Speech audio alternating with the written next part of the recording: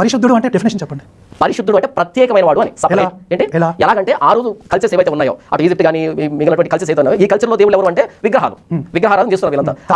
తప్పేంటి? ఇంత సృష్టికర్తని ఒక విగ్రహం చూడడం తప్పు కదేంటి? ఎలా తప్పు? అదే చెప్పండి. ఇప్పుడు సృష్టికర్తని ఎవరు చూడలేదు. ఇప్పుడు నేను ఇంటర్వ్యూ చేస్తున్నా, మీరు నాతో మాట్లాడుతున్నారు నా విశ్వాసం అడగడానికి, నా గురించి అడగడానికి, బైబిల్ గురించి అడగడానికి ఇంటర్వ్యూ చేస్తున్నారు. సో నేను ఇక్కడ చెప్తాను, ఇప్పుడు ఆ సృష్టికర్తని ఎవరు చూడనప్పుడు ఆయన రూపాన్ని ఎలా ఇస్తారు? అది మీరు ఆయన ఆత్మ అయినప్పుడు ఆయన భౌతికమైన రూపం ఎలా ఇస్తారు? మీరు బైబిల్ అద్దాలతో చెప్తున్నారు. నేను అడిగిన బైబిల్ అద్దాలు, ఈ బైబిల్ అద్దాలు ప్రపంచాన్ని చూపించడానికి మీరు ఇంటర్వ్యూ పిలిచాను. సో నేను బైబిల్ అద్దాలతో చూపెట్టాను ప్రపంచానికి. ఇంత యూనివర్స్ చేసిన సృష్టికర్త భౌతికమైన వాడు కాదు, అభౌతికమైన వాడు ఆత్మ. అంటే పవర్ లేదా దేవుడికి? అంటే రూపం తీసుకునే పవర్ లేదా? అసలు అంత వీకా కాదు. రూపం తీసుకున్నప్పుడు ఆయన పరిమితుడు అవుతాడు. ఎంత పెద్ద రూపం తీసుకున్నా పరిమితుడు అవుతాడు. యేసు దేవుడు కాదు, యేసు దేవుడు కాదు, యేసు నరావతారిగా వచ్చిన దేవుడు. మీరే చెప్పారు కదండి. నేను అదే రూపం తీసుకోవడం అంటారు, మళ్ళీ తీసుకొని వచ్చారు అంటారు. ఆయన ఏదో ఒకటి డిసైడ్ చేసుకొని చెప్పండి. నేను మాట్లాడుతున్నా యెహోవా గురించి, మీరు మాట్లాడుతున్నా యేసు గురించి. ఇద్దరు ఒకటే అంటున్నారు కదా? ఇద్దరు ఒకటే నేను చెప్తున్నా కదా. ఇప్పుడు దేవుడు సర్వశక్తిమంతుడా? దేవుడు సర్వశక్తిమంతుడు, సర్వజ్ఞాని, సర్వవ్యాపి. రూపాన్ని ఎందుకు తీసుకోలేదు చెప్పండి? రూపం అనేది వీక్ కదా. ఎంత రూపం తీసుకున్నది లిమిటెడ్ కదా. మిమ్మల్ని మీరు కాంట్రాక్ట్ చేస్తారు. మీరు అడుగుతుంది మీకు అర్థం కాలేదు. అదేంటంటే ఎంత రూపం తీసుకున్నా పరిమితి ఉంటుంది, కానీ ఆత్మకు పరిమితి లేదే. సో యెహోవా యేసు ఒకటి కాదు, యెహోవా యేసు ఒకటి కాదు. ఏమని పెట్టుకున్నాడంటే జాన్ పాల్ అని పేరు పెట్టుకుని నవ్వుల పాలయ్యాడు. నవ్వుల పాలు అవుతున్నాడు.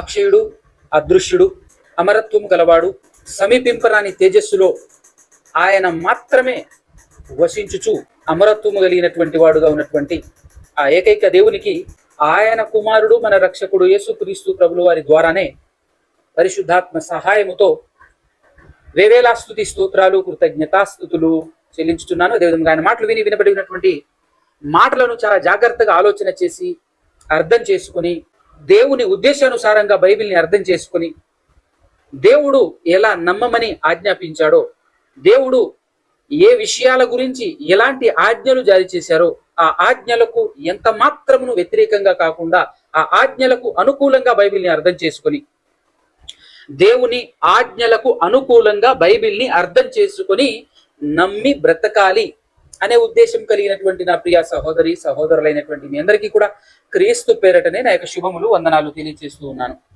అయితే ప్రపంచంలో మనుషులందరూ ఒకటే, మనుషులందరూ ఒక్క వ్యక్తి, ఒక్క ఆదాము నుంచే వచ్చారు. ఈ మనుషులందరూ వారి వారి నమ్మకాలను బట్టి, వారి వారి ఆలోచన పరిధిని బట్టి, వారి యొక్క మనసు ఎక్కడ సాటిస్ఫై అవుతుందో అక్కడ సెటిల్ అయిపోయి మాది ఈ వర్గం, మాది ఆ వర్గం, మాది ఈ మతం, మాది ఆ మతం అని పెట్టుకొని బ్రతుకుతున్నారు ప్రపంచవ్యాప్తంగా మనుషులందరూ.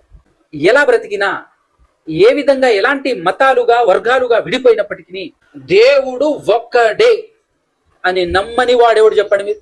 ఈ ప్రపంచంలో ఏ మతస్థుడు దేవుడు ఒక్కడే అని నమ్మని మతం ఏదైనా ఉందా ప్రపంచంలో? చూపించగలరు ఎవడన్నా? ఎవడు చూపించలేడు. అన్ని వర్గాల వారు, అన్ని మతాల వారు అందరూ కూడా నమ్మేది దేవుడు ఒక్కడే అని నమ్ముతున్నారు. కానీ దేవుడు ఒక్కడే అని నమ్మినప్పటికీ నమ్మకం మాత్రమే, దేవుడు ఒక్కడే అనే నమ్మకం మాత్రమే ఉంటుంది. కానీ క్రియలోకి వస్తే, క్రియల దగ్గరికి వస్తే ఏం జరుగుతుంది అంటే బహుదేవతారాధన జరుగుతుంది. విశ్వాసం మాత్రం దేవుడు ఒక్కడే అని మాట్లాడతారు, నమ్ముతున్నాం అని చెప్తారు, దేవుడు ఒక్కడే అని జవాబిస్తారు. ఎంతమంది దేవుడు అని అంటే అందరూ కూడా దేవుడు ఒక్కడే అనే జవాబే ఇస్తారు. కానీ క్రియ రూపంలోనికి వెళితే, వాళ్ళు చేసేటటువంటి పనుల దగ్గరికి వెళితే బహుదేవతారాధన జరుగుతూ ఉంది. ఫర్ ఎగ్జాంపుల్గా వైదిక మతం ఉంది. వైదిక మతం అంటే కొంతమందికి అర్థం కాదు. మన భారతదేశానికి ఉన్నటువంటి ఒక పేరును వాళ్ళ మతం పేరు అని వాళ్ళ మతానికి తగిలించుకొని బ్రతుకుతున్నటువంటి వారు వాళ్ళే వైదిక మతస్థులు. అంటే మీకు అర్థమైపోవాలి, హిందూ మతం అని చెప్పుకుంటూ తిరుగుతున్నారే, ఒరిజినల్ గా మనకు అర్థం కావాలి. చరిత్రలో ఇండియా అనేటటువంటి పేరు కానివ్వండి, భారతదేశం అనేటటువంటి పేరు కానివ్వండి, హిందూ దేశం అనేటటువంటి పేరు కానివ్వండి, ఇవి మన దేశానికి వచ్చినటువంటి పేర్లు, మన దేశానికి పెట్టబడినటువంటి పేర్లు. అయితే అందులో హిందూ దేశం అది కూడా సింధు నది, ఆ నదిని బట్టి వచ్చినటువంటి పేరు. అయితే దాన్ని వాళ్ళు ఓన్ చేసుకొని ఇది దేశానికి సంబంధించినటువంటి మతం అనే విధంగా తీర్చిదిద్దటం కోసం చేసేటటువంటి ప్రయత్నం అది మీ అందరికీ మనందరికీ తెలియాల్సినటువంటి విషయం ఉంది. అందుకోసమే దీన్ని నేను కోట్ చేశాను. అయితే ఒరిజినల్ గా వాళ్ళ మతానికి ఉన్నటువంటి పేరేంటి అంటే వైదిక మతం. ఈ వైదిక మతస్థులు కూడానండి దేవుడు ఒక్కడే అని మాట్లాడతారు. రీసెంట్గా మనం చూసాము చాలాసార్లు ఆ మతంలో పెద్దగా పండితుడుగా చలామణి అవుతున్నటువంటి ఒక చిన్నజీయర్ స్వామి అనేటటువంటి ఆ వ్యక్తి కూడా అందరికీ హితోపదేశం చేశాడు. దేవుడు ఎక్కువ మంది లేరు, అనేకులు లేరు, ఇద్దరు లేరు, ముగ్గురు లేరు, దేవుడు ఒక్కడే అని చెప్తున్నాడు. కానీ ఏం జరుగుతుంది? బహుదేవతారాధన ఆయన కూడా చేస్తున్నాడు. ఎందుకు ఇలా అని చెప్పేసి మనం అడిగితే వాళ్ళకి రీజన్ ఉంటుంది. 100% రీజన్ లేకుండా మనిషి మనవుడలో ఉండడు. ఆ రీజన్తో తమను సాటిస్ఫై చేస్తుంటారు. ఆ రీజన్ ఒరిజినల్గా రైటా, సత్యమేనా అని అంటే కాదు, కానీ తమ్మును తాము సాటిస్ఫై చేసుకోవడానికి ఆ రీజన్ ఉపయోగపడుతుంది వాళ్ళకు. ఏంటి మరి వాళ్ళు ఇచ్చేటటువంటి ఆన్సర్ ఏంటి అని అంటే, ఇది అవతారం, ఇది ఆ ఒక్క దేవుని అవతారం అని చెప్పేసి వాళ్ళు రకరకాల అనేక మంది దేవుళ్ళను పూజిస్తూ వాళ్ళు ఎవరు అని అంటే ఆ ఒక్క దేవుని అవతారం అని చెప్పేసి చెప్పేస్తారు. అట్లుంటది వాళ్ళ అవతారం. నెక్స్ట్ ఇక క్రైస్తవ్యంలోకి వస్తే వీళ్ళందరూ కూడా దేవుడు ఒక్కడేనే నమ్ముతారు. కానీ వీళ్ళు కూడా బహుదేవత ఆరాధనలోనే ఉన్నారు. ఎలా అంటారా? దేవుడు ఒక్కడే అంటారు, కానీ అందులో ముగ్గురు చూపిస్తుంటారు. వాళ్ళు దేవుడు ఒక్కడే అంటారు, అందులో 30 మందినో 300 మందినో 3 కోట్ల మందినో చూపిస్తారు.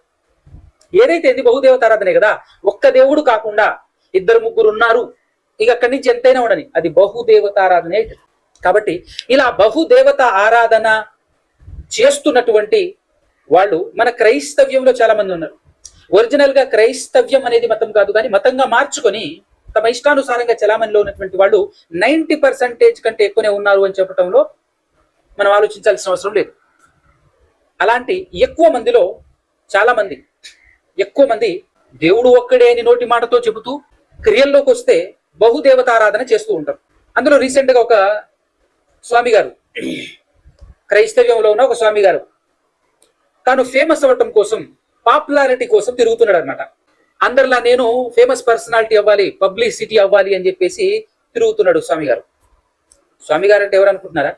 మణికంఠ స్వామి పేరు మార్చుకొని క్రైస్తవులకు వచ్చేసిన తర్వాత క్రైస్తవుల పేరులా కనబడాలి మన పేర్లు అని చెప్పేసి పేరు మార్చుకొని ఏమని పెట్టుకున్నాడు అంటే జాన్ పాల్ అని పేరు పెట్టుకొని నవ్వుల పాలయ్యాడు. నవ్వుల పాలు అవుతున్నాడు. అనేక చోట్ల అందరి దగ్గరికి ఇంటర్వ్యూలకు వెళ్ళి నవ్వుల పాలు అవుతున్నాడు. ఎలా నవ్వుల పాలయ్యాడు? ఏ విధంగా నవ్వుల పాలయ్యాడు అంటే, వీళ్ళకు దేవుని ఉద్దేశానుసారంగా బైబిల్ అర్థం కాలే. బైబిల్ని వీళ్ళ ఉద్దేశానుసారంగా వీళ్ళు అర్థం చేసుకొని వీళ్ళు సాటిస్ఫై చేసుకొని ఇది ఇంతే ఇదిలా అని సాటిస్ఫై చేసుకొని బ్రతుకుతున్నారు. ఆయన క్రాంతి గారికి, తర్వాత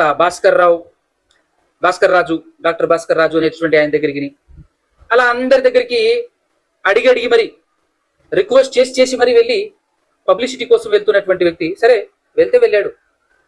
అవగాహన ఉండొద్దు, దేవుడు ఎవరు ఉండొద్దు. వాళ్లకున్న తీరు ఏదైతే ఉందో నీకున్న తీరి వాళ్లకు నీకు ఏమాత్రము 1% కూడా తేడా లేకుండా ఈక్వల్ లోనే ఉన్నారు. వాళ్ళు 30 కోట్లు 300 మందో 30 కోట్ల మందో అంటారు, ఫైనల్ ఒకడు అంటారు. నువ్వు ముగ్గురు అంటున్నావు, ఫైనల్ ఒకడు అంటావు. పెద్ద తేడా ఉంది విశ్వాస విషయంలో, ఈక్వల్. కాబట్టి వెళ్ళి ఎలా నవ్వుల పాలయ్యాడో ఒక్కసారి మీ ముందు ఉంచేటటువంటి ప్రయత్నం చేస్తాను. చూడండి, ఇది వింటున్నప్పుడైతే ఎవరికైనా నవ్వాగదు, నవ్వొస్తుంది. చూడండి జాగ్రత్తగా ఎలా మాట్లాడాడు భాస్కర్ రాజు దగ్గరికి వెళ్ళి అనేది మనం విందాం. పరిశుద్ధుడు అంటే ప్రత్యేకమైన వాడు అని. అంటే నేను చెప్తాను, పరిశుద్ధుడు అంటే డెఫినేషన్ చెప్పండి. పరిశుద్ధుడు అంటే ప్రత్యేకమైన వాడు అని. అంటే ఎలాగంటే 6 కల్చర్స్ ఏవైతే ఉన్నాయో, అటు ఈజిప్ట్ కానీ మిగిలినటువంటి. పరిశుద్ధుడు అంటే ప్రత్యేకమైన వాడు అని అంటే అర్థం. ఏమిటి పరిశుద్ధుడు అంటే? దాని అర్థం అదేనా? ఒకసారి ఆలోచన చేయండి. పరిశుద్ధుడు అంటే అర్థం ఏంటి అని ఎదుటిన్నటువంటి వ్యక్తి అడుగుతుంటే ప్రత్యేకమైన వాడు అని చెప్తున్నాడు. అదే దాని అర్థం. ఈ కల్చర్ లో దేవుళ్ళు ఎవరు అంటే విగ్రహారాధన చేస్తున్నారు వీళ్ళంతా. తప్పేంటి? ఇంత సృష్టికర్తని ఒక విగ్రహం చూడ తప్పు కదేంటి? ఎలా తప్పు? అదే చెప్పండి. ఇప్పుడు సృష్టికర్తని ఎవరు చూడలే. ఇప్పుడు నేను ఇంటర్వ్యూ చేస్తున్నా, మీరు నాతో మాట్లాడుతున్నారు నా విశ్వాసం అడగడానికి, నా గురించి అడగడానికి, బైబిల్ గురించి అడగడానికి ఇంటర్వ్యూ చేస్తున్నారు. సో నేను ఇక్కడ చెప్తాను. ఇప్పుడు ఆ సృష్టికర్తని ఎవరు చూడనప్పుడు ఆయన రూపాన్ని ఎలా ఇస్తారు? చూసారా, ఇక్కడ వరకు బాగుంది. ఏమని మాట్లాడుతున్నాడు? సృష్టికర్తకు రూపమే లేదు, ఎవరు చూడలేదు అని అన్నప్పుడు ఆయనకు రూపాన్ని ఎట్లా గీస్తారు అని చెప్పేసి మాట్లాడుతున్నాడు. అది మీరు ఆయన ఆత్మ అయినప్పుడు ఆయన భౌతికమైన రూపం ఎలా ఇస్తారు? మీరు బైబిల్ అద్దాలతో చెప్తున్నారు. ఆయన ఆత్మ అయినప్పుడు ఆయనకు భౌతిక రూపం ఎలా ఇస్తారు అంటున్నాడు. అంటే యేసుక్రీస్తు ప్రభువు గారు చెప్పారు యోహాను సువార్త 4:24లో దేవుడు ఆత్మ అని ప్రపంచానికి పరిచయం చేశాడు. దేవుని గురించి ఈ ప్రపంచానికి సరైనటువంటి విధానంలో చెప్పినటువంటి వ్యక్తి ఎవరంటే యేసుక్రీస్తు ప్రభువు గారు. అదే విషయాన్ని కోట్ చేస్తున్నాడు ఈ వ్యక్తి ఇక్కడ. ఏమంటున్నాడు అంటే, దేవుడు ఆత్మ గనక ఆయనకు భౌతిక రూపాన్ని ఎట్లా ఇస్తారు అనే విధానంలో మాట్లాడాడు. బాగుంది, ఇక్కడ వరకు చూడండి. నేను అడిగేది బైబిల్ అద్దాలు ఈ కాదు. బైబిల్ అద్దాలు ప్రపంచాన్ని చూపించడానికి మీరు ఇంటర్వ్యూ పిలిచాను. సో నేను బైబిల్ అద్దాలతో చూపెట్టాను ప్రపంచానికి. ఇంత యూనివర్స్ చేసిన సృష్టికర్త భౌతికమైన వాడు కాదు, అభౌతికమైన వాడు ఆత్మ. అంటే ఆ పవర్ లేదా దేవుడికి? దేవుడు భౌతికమైన వాడు కాదు, అభౌతికమైనటువంటి వాడు అన్నాడు. ఓకే వినండి. ఏంటి అంటే రూపం తీసుకునే పవర్ లేదా అసలు అంత వీకా? కాదు, రూపం తీసుకున్నప్పుడు ఆయన పరిమితుడు అవుతాడు. ఎంత పెద్ద రూపం తీసుకున్నా పరిమితుడు అవుతాడు. వా వండర్ఫుల్. ఏమన్నాడు? రూపం తీసుకున్నప్పుడు దేవుడు పరిమితుడు అవుతాడు. దేవుడు అపరిమితుడు. దేవుడు అపరిమితుడు. ఆత్మకు పరిమితి అనేటటువంటిది లేదు. ఎందుకంటే దేవుడు ఎవరు? ఆత్మ గనక అని ఎవరు చెప్పారు? యేసు ప్రభు చెప్పారు అని చెప్పేసి బైబిల్లో ఉన్నటువంటి లెక్కల ప్రకారంగా చక్కగా ఇక్కడ వరకు వచ్చాడు. ఇక్కడి నుంచి ఎలా నవ్వుల పాలయ్యే విధంగా ఒక మానసిక రోగి, మతి స్థిమితం లేనటువంటి వ్యక్తులు చెప్పేటటువంటి విధంగా సమాధానం ఎలా చెప్తాడో ఒక్కసారి మీరు చూడండి. సో యేసు దేవుడు కాదు, యేసు దేవుడు కాదు. యేసు నరావతారిగా వచ్చిన దేవుడు.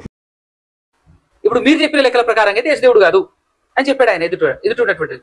ఎగ్జాక్ట్ అది కనబడుతూనే ఉంటది.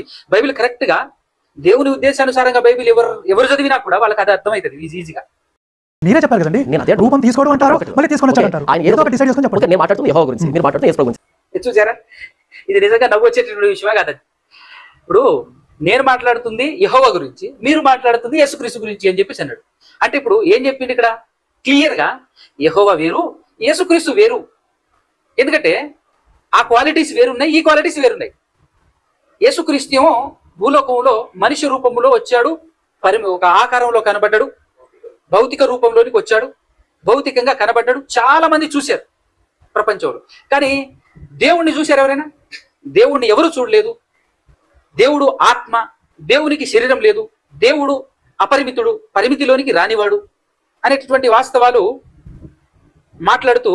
మాట్లాడిన తర్వాత మరి ఆ పాయింట్ ఆఫ్ వ్యూలో చూస్తే ఖచ్చితంగా యేసుక్రీస్తు దేవుడు కాదు కదా అనేటటువంటి కోణంలో ఆయన మాట్లాడితే, మీరు మాట్లాడుతుంది యేసుక్రీస్తు గురించి, నేను మాట్లాడుతుంది యెహోవా గురించి అని చెప్పి ఆయన చెప్పాడు. మళ్ళీ విందాము మరొకసారి. మీరే చెప్పారు కదండి, నేను అదే రూపం తీసుకోవడం అంటారు, మళ్ళీ తీసుకొని వచ్చాడు అంటారు. ఆయన ఏదో ఒకటి డిసైడ్ చేసుకొని చెప్పండి. నేను మాట్లాడుతుంది యెహోవా గురించి, మీరు మాట్లాడుతుంది యేసు ప్రభు గురించి. ఇద్దరు ఒకటే కాదంటున్నాడు, ఇద్దరు ఒకటే అంటున్నాడు. నేను ఇతని గురించి మాట్లాడుతున్నాను అంటున్నాడు, మీరు ఆయన గురించి అడుగుతున్నారు అని అంటారు. మళ్ళీ ఇద్దరు ఒకటే అంటున్నాడు. అసలు ఏమైనా క్లారిటీ ఉందా? అసత్యంలో ఉంటే ఇట్లనే ఉంటుంది. బిబ్లికల్ గా అంటే దేవుని ఉద్దేశానుసారంగా, మరి ముఖ్యంగా క్రీస్తు బోధలో ఉంటే క్లియర్గా ఉంటుంది. క్రీస్తు బోధలో ఉంటే తండ్రిని ఒప్పుకోవాలి, కుమారుణ్ణి ఒప్పుకోవాలి. అలా ఒప్పుకోనని వాడు క్రీస్తు విరోధి అని బైబిల్ స్టేట్మెంట్ ఇచ్చింది. 1 యోహాను పత్రిక 2వ అధ్యాయం 22వ వచనంలో ఉంటుంది. క్రీస్తు విరోధి, తండ్రిని కుమారుణ్ణి ఒప్పుకోకపోతే. ఇప్పుడు తండ్రి కుమారుడు ఇద్దరు ఉన్నారు అని ఒప్పుకోవాలి మనం. క్రీస్తు బోధలో ఉన్నటువంటి వాళ్ళు ఇద్దరు ఉన్నారని ఒప్పుకున్న మనం ఖచ్చితంగా దేవుడు ఒక్కడే అని కూడా నమ్మాలి. అది ఎక్కడుంది అంటే 1 కొరింథీయులకు రాసినటువంటి పత్రిక 8వ అధ్యాయం 6వ వచనంలో, ఆకాశమందు గాని భూమి మీద గాని ఎక్కడ చూసినా కూడా ముల్లోకాలలో దేవుడు ఒక్కడే ఉన్నాడు మనకు, ఆయన తండ్రి. అంతే, తండ్రి ఒక్కడే దేవుడు అని ఒప్పుకోవాలి. యేసుని ఏమని ఒప్పుకోవాలి అంటే దేవుని కుమారుడు అని ఒప్పుకోవాలి. యేసును ఎవడైతే దేవుని కుమారుడు అని ఒప్పుకుంటాడో వానిలోనే దేవుడు ఉంటాడు, వాడు దేవునిలో ఉంటాడు. అంటే వాడే క్రైస్తవుడు, నిజమైన క్రైస్తవుడు వాడే అని 1 యోహాను పత్రిక 4వ అధ్యాయం 15వ వచనంలో ఉంటదండి. 1 యోహాను పత్రిక 4వ అధ్యాయం 15వ వచనంలో యేసు దేవుని కుమారుడు అని ఎవడైతే ఒప్పుకుంటాడో వానిలోనే దేవుడు ఉంటాడట. వాడు దేవునిలో ఉన్నట్టు లెక్క. మరి వీళ్ళు దేవుల్లో ఉన్నట్ట, దేవుడు వీళ్ళు ఉన్నట్ట అని అంటే 100% వీళ్ళు క్రైస్తవులు కాదు, క్రైస్తవేతరులనే చెప్పాలి. కాకపోతే పేరు పెట్టుకున్నారు క్రైస్తవులు అని, మన బైబిలే పట్టుకున్నారు కాబట్టి క్రైస్తవులు అని చెప్పేసి చలామణిలో ఉన్నారు. వీళ్ళు ఎలాంటి క్రైస్తవులు అని అంటే యేసుక్రీస్తు ప్రభు వారు డివైడ్ చేశాడు, సపరేట్ చేశాడు చాలా క్లియర్ గా. ఎందుకంటే ప్రభు అనేటటువంటి వాళ్ళు చాలా మంది ఉంటారు, వాళ్ళే అనేకులు. వాడు విశాల మార్గంలో ప్రయాణం చేస్తుంటారు, నాశనానికే వెళ్తారు. ఇరుకు మార్గమున ప్రవేశించండి, ఇరుకు మార్గమున ప్రవేశించే వారు కొందరే అని చెప్పాడు. కాబట్టి ప్రభు అని చెప్పేసి అనేటటువంటి వాళ్ళు పరలోకం చేరరట. ఎవరైతే నన్ను పంపిన నా తండ్రి చిత్తమును ఎవరైతే నెరవేరుస్తారో, నా తండ్రి పరలోకమందున్న నా తండ్రి చిత్త ప్రకారం చేయువాడే పరలోక రాజ్యంలో ప్రవేశించును అనేటటువంటి విషయం మత్తయి సువార్త 7వ అధ్యాయంలో చెప్పాడు. 21వ వచనం 13 నుంచి 21 వచనాల వరకు చదివితే నీటిగా అక్కడ మనకు అర్థమవుతుంది 7వ అధ్యాయము మత్తయి సువార్త. సో ఈ లెక్కల ప్రకారంగా మనం ఆలోచన చేస్తే ఇప్పుడు వీళ్ళని ఏమనాలి? యెహోవా గురించి మాట్లాడుతున్నాం. యెహోవా ఈ యూనివర్స్ క్రియేట్ చేసినప్పుడు ఆయన పరిమితమైన దేహం ఉంటే ఎంత పెద్ద దేహం ఆయన పరిమితం అవుతాడు. ఆయన ఆత్మ కనుక ఆయన రూపం లేదు కనుక ఆత్మైనటువంటి దేవుడిని ఒక విగ్రహం రూపం ఎలా చేస్తారు అసలు? అంటే ఆ కెపాసిటీ లేదా అంటున్నా, కెపాసిటీ అంత వీక్ అంటున్నా. కాదు దేహము వీకు. ఇప్పుడు దేవుడు సర్వశక్తిమంతుడా? దేవుడు సర్వశక్తిమంతుడా? సర్వశక్తిమంతుడు, సర్వజ్ఞాని, సర్వవ్యాపి. రూపాన్ని ఎందుకు తీసుకోలేదు చెప్పండి? అంటే రూపం అనేది వీక్ కదా, ఎంత రూపం తీసుకున్నది లిమిటెడ్ కదా. మీరు మిమ్మల్ని కాంట్రాడిక్ట్ చేస్తున్నారు. మీరు అడుగుతుంది మీకు అర్థం కాలేదు. అదేంటంటే ఎంత రూపం తీసుకున్నా పరిమితి ఉంటుంది కానీ ఆత్మకు పరిమితి లేదే. ఇక్కడ మీకు ఒక ఇన్ఫర్మేషన్ బైబిల్లో నుంచి ఇవ్వాలనుకుంటున్నాను, అది ఖచ్చితంగా చదివించాలి మీకు. పాత నిబంధన గ్రంథంలో దేవుని గురించి చెప్పబడినటువంటి విషయం 2వ దినవృత్తాంతముల గ్రంథము 6వ అధ్యాయము 18వ వచనం. పిల్లరా 6వ అధ్యాయము 18వ వచనం. మనుష్యులతో కలిసి, బాగా వినండి, మనుషులతో కలిసి దేవుడు భూమి యందు నివాసము చేయునా? మనుషులతో కలిసి యేసుప్రభు నివాసం చేశాడా లేదా? కానీ ఇక్కడ మనుషులతో కలిసి దేవుడు భూమి యందు నివాసము చేయునా అని క్వశ్చన్ మార్క్ వేసి నెక్స్ట్ ఏమంటున్నాడంటే, ఆకాశమును మహాకాశమును నిన్ను పట్టజాలవే, నేను కట్టిన ఈ మందిరము నిన్ను పట్టునా, నేను కట్టిన ఈ మందిరము నిన్ను పట్టునా అని సొలొమోను గారి ద్వారా రాయబడిన, సొలొమోను గారి ద్వారా పలకబడినటువంటి మాట. ఇంకా దేవుడు నరుడు కాడు, మనుష్యుడు కాడు అనేటటువంటి మాటలు కూడా ఒక 2 చూపిస్తాను మీకు. సంఖ్యాకాండం 23వ అధ్యాయంలో 19వ వచనం. దేవుడు అబద్ధమాడుటకు ఆయన మానవుడు కాడు, మానవుడు కాడుట, కాదు కాదు కాడు, మానవుడు కాడు. పశ్చాత్తాపడుటకు ఆయన నరపుత్రుడు కాడు, అంటే నరులకు పుట్టడు, ఒక నరుడుగా నరులకు పుట్టి నరుడుగా ఉండడు దేవుడు అనేటటువంటి విషయం ఇక్కడ మనకు అర్థమవుతుంది. నెక్స్ట్ ఏమన్నాడు ఇక్కడ వెంటనే అంటే, ఆయన చెప్పి చేయకుండా, ఆయన మాట ఇచ్చి స్థాపింపకుండా, మాట ఇచ్చాడు ఆయన, నేను మానవుడిని కాదు, నేను నరుడిని కాదు, భూమి మీద మనుషులతో కలిసి బ్రతకలేను, బ్రతకడు అని చెప్పిన తర్వాత మనం దాన్ని ఎలా మార్చగలం చెప్పండి? అంత మాత్రమే కాకుండా ఇప్పుడు వీటన్నిటిని వీళ్ళు క్రాస్ చేయడానికి ఏం చేస్తారంటే, వాళ్ళ మనుషులు వాళ్ళు ఏదో ఒక రకంగా ఏదో ఒక ఆన్సర్ ఇచ్చి సాటిస్ఫై చేసుకుంటారు. ఎలాగైతే హైందవులు దేవుడు ఒక్కడే అని చెప్పేసి ఆ దేవుడు ఆత్మ అని కూడా చెప్తారు, చెప్పిన తర్వాత కోట్ల మందిని చూపిస్తారు వాళ్ళు. అలాగేలాగయ్యానని చెప్పేసి అంటే విగ్రహాన్ని చూపిస్తారు, ప్రకృతిని కూడా పూజిస్తారు, ప్రతి వస్తువును పూజిస్తారు. పూజించి అసలు అట్టెట్టా దేవుడు ఒక్కడే అని చెప్పేసిన తర్వాత అది ఇది అని చెప్పేసిన తర్వాత నిరాకారుడు అని కూడా చెప్తారు వాళ్ళు. విచిత్రం ఏంటంటే నిరాకారుడు దేవుడు అంటే అర్థం ఏంటంటే దేవునికి ఆకారం లేదు అని వాళ్ళే చెప్తారు, వాళ్ళ గ్రంథాల్లోనే ఉన్నాయి. కానీ వాళ్ళు ఏమంటారు, మళ్ళీ ఆకారం పెట్టుకుంటారు. ఎందుకు మీరు అక్కడ ఆకారం, నిరాకారుడు దేవుడు నిరాకారుడు అని చెప్పిన తర్వాత ఆకారం పెట్టుకున్నారు మీరు ఎందుకు అని చెప్పేసి మనం క్వశ్చన్ వేసామనుకోండి, వాళ్ళు ఏదో ఆన్సర్ చెప్పేసి సాటిస్ఫై అవుతూ ఉంటారు. ఏదో ఒక ఆన్సర్ తీసుకొని ఆ ఆన్సర్ తో వాళ్ళ మనసును సాటిస్ఫై చేసుకొని అక్కడ స్టే చేస్తుంటారు వాళ్ళు. సేమ్ టు వే అదే విధానంలో వీళ్ళు కూడా ఏదో ఒక ఆన్సర్ చెప్పేసుకోవటం, సాటిస్ఫై అవటం. కానీ గ్రంథం ప్రకారంగా బ్రతకరు, గ్రంథం ప్రకారంగా వెళ్ళరు. గ్రంథాన్ని బట్టి మనసు సాటిస్ఫై అవ్వాలి తప్ప మన మనసును ఏదో ఒక ఆన్సర్ ఇచ్చేసుకొని సాటిస్ఫై అవ్వకూడదు. బయట ఎగ్జాంపుల్స్ నో బయట ఏవేవో మాట్లాడుకొని వాటిని బట్టి ఎగ్జాంపుల్స్ తో మనసును సాటిస్ఫై చేసుకొని బ్రతకూడదు. దాని కొరకు ఇంకొక మాట కూడా, మనుష్యుడు కాడు దేవుడు అని దేవుడే స్వయంగా ప్రవక్త ద్వారా మాట్లాడినటువంటి మాట హోషేయ గ్రంథము 11వ అధ్యాయము 9వ వచనం. నా ఉగ్రతాగ్నిని బట్టి, హోషేయ గ్రంథం 11వ అధ్యాయం 9వ వచనం, నా ఉగ్రతాగ్నిని బట్టి నాకు కలిగిన యోచనను నేను నెరవేర్చను, నేను మరలా ఎఫ్రాయిమును లయపరచను, నేను మీ మధ్య పరిశుద్ధ దేవుడను గాని మనుష్యుడను గాను అంటున్నాడు. నేను మనుష్యుడను గాను అని అన్నాడు దేవుడు. ఇక మనుషులతో కలిసి దేవుడు, మనుషులతో కలిసి మనుషుల మధ్య ఒక మనిషిగా దేవుడు ఉండడు, నివసింపడు. ఈ వాస్తవాన్ని తెలుసుకొని అలాంటి వాళ్ళ దగ్గరికి వెళ్తే వాళ్ళకి నిజమైనటువంటి దేవుడిని పరిచయం చేయలేదండి. బ్రదర్, దేవుడు అవతారం ఎత్తాడు, అవతారం తీసుకొని రాడు. ఎందుకంటే దేవుడిని చాలా తక్కువ అంచనా వేయొద్దు. దేవుడు నీ ద్వారా కూడా ప్రపంచాన్ని ఉద్ధరించగలడు. నిన్ను సెలెక్ట్ చేసుకొని ఒక మనిషిని పుట్టించి ఆ మనిషి ద్వారా ప్రపంచానికి ఉపయోగపడే పనులు చేయగలడు. ఎలాంటి సమస్యనైనా కనుసైగలతో సాల్వ్ చేయగలడు. అది దేవుడు అంటే. అలాంటిది ఆఫ్టర్ ఆల్ మట్టి దేహము కలిగినటువంటి మట్టి బుర్ర లాంటి మనిషివి నీవు క్రియేట్ చేసిన ప్రాబ్లం సాల్వ్ చేయడానికి ఆయన దిగి రావాల్సిన అవసరం ఉందా? అంత పోటుగాని నువ్వు, అవునా కదా? ఎంతండి మనం దేవుని కేపబిలిటీ, అది రేంజ్. అందుకోసమే సొలొమోను గారు ఏమన్నారు తెలుసా, ఆకాశ మహాకాశములు సైతము పట్టజాలవు నిన్ను. అది దేవుని రేంజ్. అపరిమితుడు అంటే అట్టనే ఉంచాలి. ఒక మాట అపరిమితుడు అని చెప్పడం, ఇంకొక మాట పరిమితుడు అయ్యాడు అని చెప్పడం. దేవుడు కనబడడు అని ఒక పక్క చెప్తూనే ఉంటారు, కనబడినటువంటి ఆయన్ని కూడా దేవుడు అని చెప్తుంటారు. దేవుడు ఆత్మ మాత్రమే అని ఒక పక్క చెప్తుంటారు, ఇంకొక పక్క ఆయన శరీరం దాల్చుకొని వచ్చాడు అని చెప్తుంటారు. ఒక పక్క దేవుడు మనుషుల మధ్య మనుషుగా నివసించడు అని చెప్పేసి బైబిల్ చెప్పినటువంటి మాటలు అసలు పూర్తిగా మర్చిపోతారు. ఒకవేళ చెప్పినా కూడా అది రైట్ ఇది రైట్ అంటుంటారు. ఎంత విచిత్రం విడ్డూరం. ఏమంటారంటే అది రైటు ఇది రైటు ఏది పడితే అది రైటు అని అసలు ఏమాత్రం విలువలు లేకుండా మాట్లాడేటటువంటి వాళ్ళని, లేదంటే ఒక క్రమమైనటువంటి విధానంలో మాట్లాడలేనటువంటి వాళ్ళని ఏమంటారంటే మతి స్థిమితం కోల్పోయిన వాళ్ళు అని చెప్పేసి చెప్పక తప్పదు.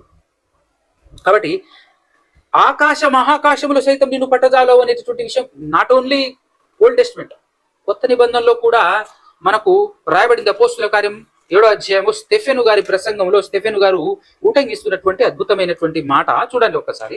50వ వచనం, అపోస్తుల కార్యము 7వ అధ్యాయం 50వ వచనం. అయినను ఆకాశము నా సింహాసనము, భూమి నా పాదపీఠము, మీరు నా కొరకు ఎలాంటి మందిరము కట్టుదురు? చూసారా ఏ విధమైనటువంటి మందిరం కట్టుదురు? నా విశ్రాంతి స్థలం ఏది? ఇవన్నీ అంటే ఏవన్నీ? భూమి, తర్వాత ఆకాశము, ఇవన్నీ ఏంటి? ఇవన్నీ నా హస్తకృతములు కావా అంటున్నాడు. నా హస్తకృతములు అని అంటే మనుషుల హస్తకృతాలు కావు, దేవుని హస్తకృతములు కావా అని ప్రభు చెప్పుచున్నాడు. తర్వాత అని ప్రవక్త పలికిన ప్రకారము సర్వోన్నతుడు హస్తకృతాలయములలో నివసింపడు, హస్తకృతాలయములలో నివసింపడు అన్నప్పుడు నీ హస్తకృతాలయంలో నివసింపడు. రెండోది పైన ఇవి నా హస్తకృతాలయాలు కాదా, ఇవన్నీ నా హస్తకృతములు కావా అని పైన దేవుడు అన్నాడు. అంటే దేవుడు నిర్మించినటువంటి భూమిలో దేవుడు నివసింపడు అనేటటువంటి విషయం కూడా అర్థం కూడా వస్తుంది ఇక్కడ కరెక్ట్ గా మనం ఆలోచన చేస్తే. సో దేవుడు మనుషుల మధ్య మనిషిగా నివసింపడు అని యేసుక్రీస్తు ప్రభులు వారు వచ్చిన తర్వాత కూడా ఇదే డైలాగ్ మాట్లాడుతున్నాడు స్టెఫెను గారు అని అంటే, నేడున్నటువంటి ఈ క్రైస్తవ పండితులకు రావద్దు బుద్ధి, జ్ఞానం కలగాలన వద్దా?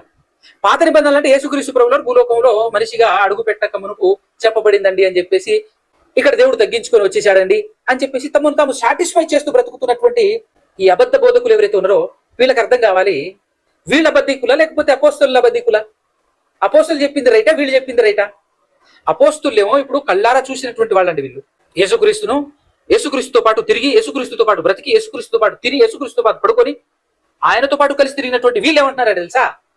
దేవుడు ఆకాశ మహాకాశాలు పట్టజాలడు, దేవుడు ఈ భూమి మీద నడవడు, ఈ భూమి మీద నివసింపడు అని చెప్పేసి అపోస్తలు చెప్తున్నారు.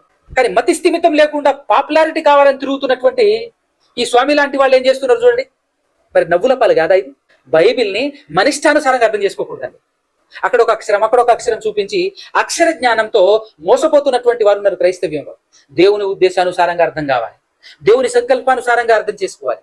ఎలా అర్థం చేసుకోవాలి, ఎలా చదవాలి బైబిల్ అనేటటువంటి విషయం తెలియకుండా వందలు వేల సార్లు బైబిల్ చదివినా కూడా ఏమైనా జ్ఞాపకం ఉందా? ఏమైనా ఉపయోగం ఉంటుందా? కంఠస్థం చేసుకుని జ్ఞాపకం ఉంది కాబట్టి అక్కడిది ఇక్కడ అని చెప్పేసి రిఫరెన్స్ కోట్ చేసుకుంటూ తిరిగినంత మాత్రాన జ్ఞానవంతులు కాదు, దేవుడు అర్థమైనట్టు కాదు.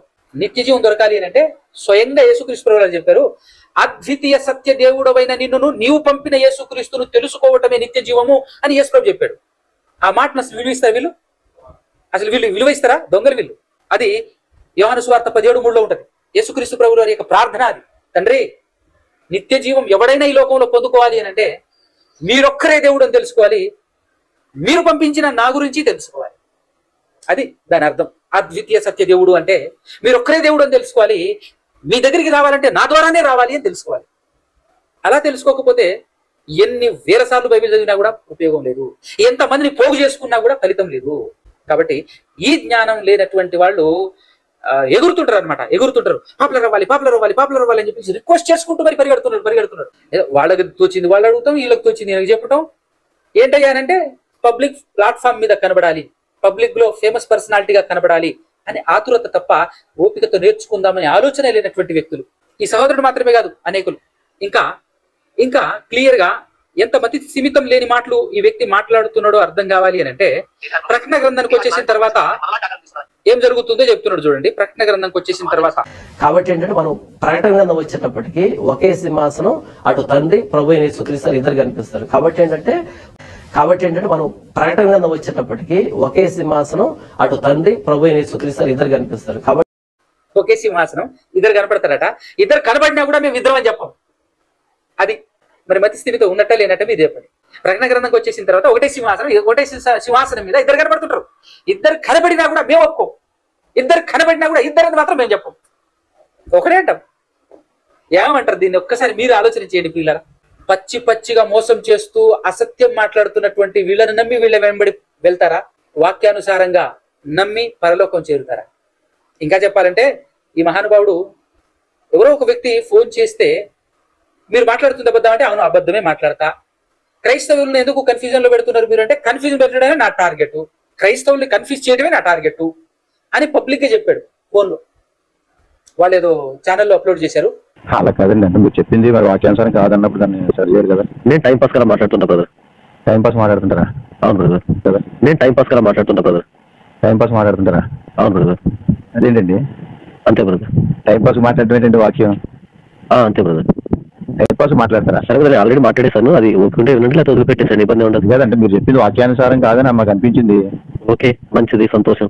మరి అది తప్పు ఒప్పుకుంటారా మీరు? ఏంటి మీరు చెప్పింది తప్పు ఒప్పుకుంటారా అంటున్నాను. నా టైం పాస్ మాట్లాడతాను చెప్తున్నా కదా. మీరు చెప్పింది నేను అలా టైం పాస్ కి మాట్లాడుతూ ఉంటాను కదా. అలాగే కదండి, మీరు తప్పు, మీరు చెప్పింది వాక్యానుసారం కాదని ఒప్పుకుంటున్నారా? అదే అది మీరు చెప్పిన వాక్యాన్ని సరిపోతలేదు అంటే ఇప్పుడు జనాలని అయోమయంలో పడేయడం కాదు కదా. నా టార్గెట్ జనాలను అయోమయంలో పడేయడం. మీ టార్గెట్ అయోమయంలో పడేయడం అంటే మీరు ఇప్పుడు అబద్ధమే మాట్లాడుతున్నారా? నేను అబద్ధమే మాట్లాడతాను. అసత్యం మాట్లాడుతున్నారా? అసత్యమే మాట్లాడతాను. మీరు చెప్పింది వాక్యానుసారం కాదని ఒప్పుకుంటున్నారా? అలా కాదండి, మీరు చెప్పింది వాక్యానుసారం కాదు అంటే మీరు ఇప్పుడు అబద్ధమే మాట్లాడుతున్నారా? నేను అబద్ధమే మాట్లాడతాను. అసత్యం మాట్లాడుతున్నారా? అసత్యమే మాట్లాడతాను. మీరు చెప్పింది వాక్యానుసారం కాదని ఒప్పుకుంటున్నారా? అయితే నేను మాట్లాడుతుంది మీరు మాట్లాడుతుంది అసత్యం అని మీరు ఒప్పుకుంటారంటే నేను మాట్లాడేది అసత్యం అని కూడా చెప్పుకున్నాడు ఆయన. కాబట్టి ప్రియులారా ఒకసారి ఆలోచన చేయండి. ఇంకొకసారి కరుణాకర్తో వీళ్ళు ఏం చెప్పాడు తెలుసా? కరుణాకర్ దగ్గరికి వెళ్ళి ఏం చెప్పాడు తెలుసా? ఎలా మాట్లాడాలి తెలుసా? ఒకసారి అది కూడా వినండి. ఈ బైబుల్ మాత్రమే దైవ గ్రంథం. ఈ బైబుల్ చూపించినటువంటి సైన్యములకు అధిపతి యెహోవా మాత్రమే దేవుడు. పాత నిబంధన పరిభాషలో అయితే, క్రొత్త నిబంధన పరిభాషలో అయితే ప్రభువైన యేసుక్రీస్తు మాత్రమే దేవుడు సృష్టికర్త. ఏమండి, మతి స్థిమితం ఉండి మాట్లాడిన వ్యక్తి ఈ మాటలు మాట్లాడతాడా? మతి స్థిమితం ఉన్నటువంటి వ్యక్తి. ఇప్పుడు పాత నిబంధన ప్రకారం యెహోవా సైన్యములకు అధిపతి అయిన యెహోవా మాత్రమే దేవుడు అనే స్టేట్మెంట్ ఒక్కసారి చూడండి. ఆయన మాత్రమే దేవుడు. కొత్త నిబంధన పరిభాషలోనట యేసుక్రీస్తు మాత్రమే దేవుడు అంట. అంటే కొత్త నిబంధన ఒక దేవుడు, పాత నిబంధనలో ఇంకొక దేవుడు. ఆహా, ఏం పాండిత్యం అండి! అసలు మామూలు పాండిత్యం కాదు ఇది. అందుకోసమే దేవుని ఆజ్ఞల ప్రకారంగా బైబిల్ని అర్థం చేసుకునే పరిశోధన చేయాలి. ఈరోజు బైబిల్ చదివేటటువంటి వాళ్ళందరూ, బైబిల్ అర్థం చేసుకునేటటువంటి వాళ్ళందరూ అపోస్తలులను బేస్ చేసుకొని చదవట్లే. అపోస్తలను బేస్ చేసుకొని, బైబిల్లో చెప్పబడిన ఆజ్ఞలను బేస్ చేసుకొని బైబిల్ అర్థం చేసుకునే ప్రయత్నం చేయట్లేదు. లోకంలో పండితులు అనే వాళ్ళు ఎలా ఉన్నారు, వాళ్ళు ఎలాంటి బోధ చేస్తున్నారు, వాళ్లకు మనం ఏమాత్రం వ్యతిరేకించకుండా మనం బోధ చేయాలి, అర్థం చేసుకోవాలి అనే విధానంలో ఎందుకు వెళ్తున్నారు తెలుసా? సమాజంలో మనం పాపులారిటీ సంపాదించుకోవద్దు, సమాజంలో మనం ఒక ఫేమస్ పర్సనాలిటీ లా కనబడవద్దు. మనకు పరలోకం గురించి గురి వాళ్ళకి లేదు, పరలోకం అనే గురి లేదు. ఈ లోకంలో ఫేమస్ అవ్వాలి, అందరిలో ఒక ఫేమస్ పర్సనాలిటీగా కనబడాలి, బాగా పాపులారిటీ సంపాదించుకోవాలి, లక్షల సబ్స్క్రైబర్స్ తెచ్చుకోవాలి, వ్యూస్ తెచ్చుకోవాలి, దాంతో డబ్బులు సంపాదించాలి. పరలోకం సంపాదించుకోవాలి అనుకునేటటువంటి వాడు ఎవ్వడికి భయపడ్డావు. బైబిల్లో ఉన్నట్టుగా చెప్పుకుంటూ అసత్యాన్ని పగలగొడుకుంటూ ముందుకు సాగుతాడు, పగలగొట్టుకుంటూ ముందుకు సాగుతాడు. ఎంతమంది పండితులు క్రైస్తవ్యంలో యేసే దేవుడు, యేసు క్రీస్తు కూడా దేవుడు అని చెప్తున్నటువంటి వాళ్ళు, అలాంటి వాళ్ళు ఎవ్వరిని మనం ఖాతరు చేయం, పగలగొట్టుకుంటూ పోవటమే వాస్తవాన్ని చెప్పుకుంటూ. బైబిల్ మొత్తంలో దేవుడు ఒక్కడే, బైబిల్ దేవుడు ఒక్కడే, ఆయన యెహోవా. ఆయన తన ప్రియ కుమారుడైన యేసుక్రీస్తు ప్రభువు వారి ద్వారా మనల్ని రక్షించాడు అనేది సత్యం. కానీ ఆయన ఒక దేవుడు, ఈయనొక దేవుడు, పరిశుధాత్మ ఇంకొక దేవుడు అని చెప్పేసి ముగ్గురు దేవుళ్ళను పెట్టుకుని బహుదేవత ఆరాధన చేస్తున్నటువంటి వీళ్ళు క్రైస్తవులు ఎలా అవుతారు, సత్య సంబంధులు ఎలా అవుతారు చెప్పండి? పాత నిబంధనలు ఒక దేవుడట, కొత్త నిబంధనలు ఇంకొక దేవుడట. చూసారా?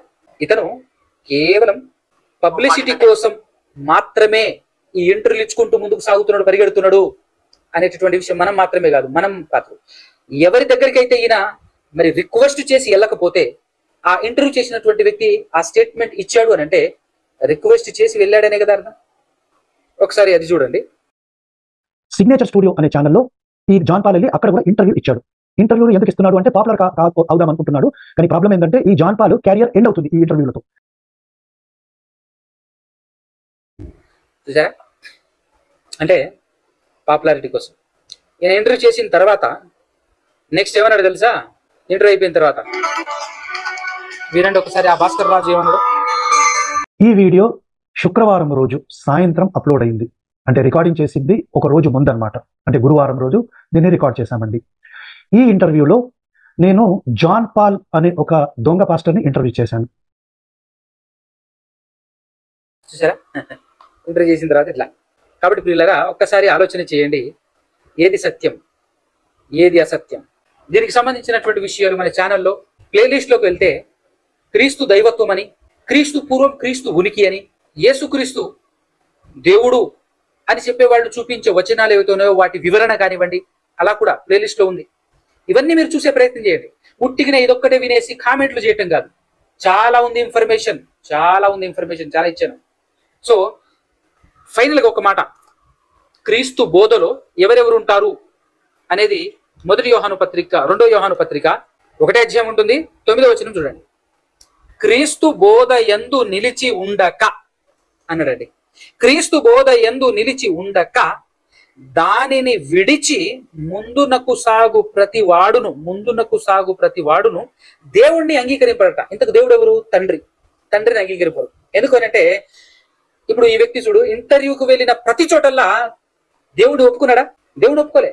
యేసే దేవుడు అని చెప్పుకుంటూ వచ్చాడు తప్ప యేసుకు కూడా దేవుడు ఉన్నాడు, ఈ ప్రపంచానికి ఒక దేవుడు ఉన్నాడు అని ఆ దేవుడిని అసలు ఏ మాత్రం కనీసం గుర్తించాడా? గుర్తించలేదు. అని అంటే ఈ వచనం ప్రకారంగా వీళ్ళెవరు? క్రీస్తు బోధను విడిచి ముందుకు వెళ్ళిన వాళ్ళు. క్రీస్తు బోధ యందు నిలిచి ఉండక దానిని విడిచి ముందునకు సాగు ప్రతివాడు దేవుణ్ణి అంగీకరింపని వాడు.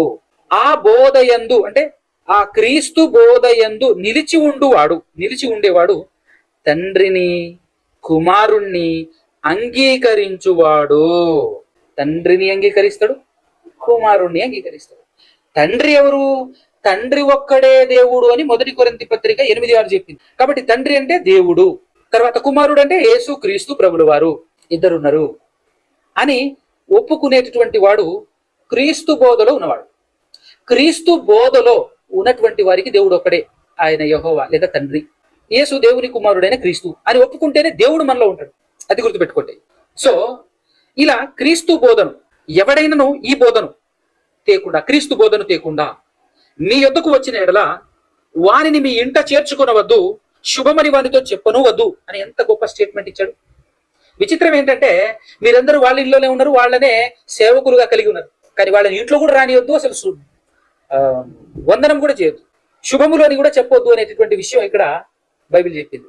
అంటే యేసుక్రీస్తు ప్రభులు వారు చెప్తున్నట్టే కదా, యేసుక్రీస్తు ప్రభులు వారు చెప్పినట్టే కదా. కానీ ఆయన మాటని ఏమాత్రం ఎవరైనా ఏ క్రైస్తవుడైనా విలువిస్తున్నాడా? కానీ మీరు వాస్తవం, బైబిల్లో ఉన్న వాస్తవాన్ని చెప్తున్న మాలాంటి వాళ్ళని నిందించటం, అలాంటి వాళ్ళని ఎంకరేజ్ చేయటం, ఇది ఎలా ఉందనంటే ఎగ్జాక్ట్ గా పాత నిబంధన గ్రంథంలో ఇశ్రాయేలీయులు చేసినట్లే ఉంది. వాళ్ళు ఏం చేశారు అని అంటే మోషే అని మోషే గారిని ఎత్తటం, మోషే చెప్పిన మాటలు ఖాతరు చేయకూడదు. మోషే చెప్పిన మాటలు ఖాతరు చేసి ఉంటే యేసుక్రీస్తుని అంగీకరించేవాళ్ళు. ఈ రోజు మనం కూడా ఏం చేస్తున్నాం? యేసు ప్రభు అని యేసుప్రభు దేవుడు అని చెప్పేసి ఏదో మనం గొప్ప చేస్తున్నాం, యేసుప్రభుని ఏదో హెచ్చిస్తున్నాం అని చెప్పేసి భ్రమలో ఉంటున్నారు తప్ప యేసుప్రభు చెప్తున్న మాటలు ఖాతరు చేస్తున్నారా? ఇశ్రాయేలీయులకి మీకు ఏమైనా తేడా ఉందా? వాళ్ళు చేసిన పొరపాట్లే, వాళ్ళు చేసిన పాపాలే మనము ఈరోజు క్రైస్తవులైనటువంటి మీరు ఈరోజు చేస్తున్నారు. యేసుక్రీస్తు ప్రభువు ఏం చెప్పారు? ప్రభు అంటే ఏం లాదు రాగము, పరలోకమందున్న నా తండ్రి చిత్త ప్రకారం చేసేవాడే పరలోక రాజ్యంలో ప్రవేశిస్తాడు అని చెప్పాడు. అంత మాత్రమే కాకుండా ఇదేంటి? క్రీస్తు బోధలో ఉంటే తండ్రి ఒక్కడే దేవుడు అనాలి, యేసుని దేవుని కుమారుడైన క్రీస్తు అని నమ్మాలి. ఇది క్రీస్తు బోధ, ఇది క్రీస్తు చెప్పినటువంటి విషయాలు. దీన్ని మీరు ఏమైనా ఖాతరు చేస్తారా? అంటే యేసు దేవుడు అని నమ్మితే చాలా, అలా నమ్మేవాడు ఒక్కడు కూడా పరలోకం.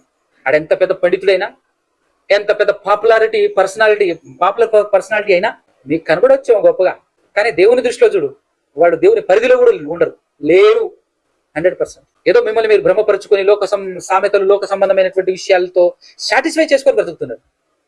ఎలా అంటే 3 in person అట, ఒక్కడిగానే బ్రతుకుతున్నాడట. బీయింగ్ 1 3 in person అంటే ముగ్గురుగా కనబడతారు కానీ ఒకడేనట. ఏడుంది అట్లా? అసలు ఉందా బైబిల్లో? ఆ మూలాలు ఏమైనా ఉన్నాయా? అట్లాంటివి ఏమీ ఉండవు. వాళ్ళ మాటలే మనకు వేదవాక్కులు. వాళ్ళు ఉదరగొడుతూ చెప్తుంటారు, ఏ ఆధారాలు ఉండవు, ఉదరగొడుతూ చెప్తుంటారు. అందుకోసమేనండి ఒక మంచి ప్రయత్నం చేయబోతున్నాను రానున్నటువంటి దినాల్లో.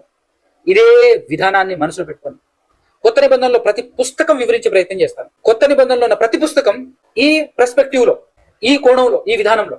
ఫర్ ఎగ్జాంపుల్ గా మత్తయి సువార్త, మత్తయి గారు రాశారు. ఆయన ఉద్దేశంలో ఎక్కడైనా యేసుక్రీస్తును దేవుడుగా చూపించే ప్రయత్నం చేశాడా?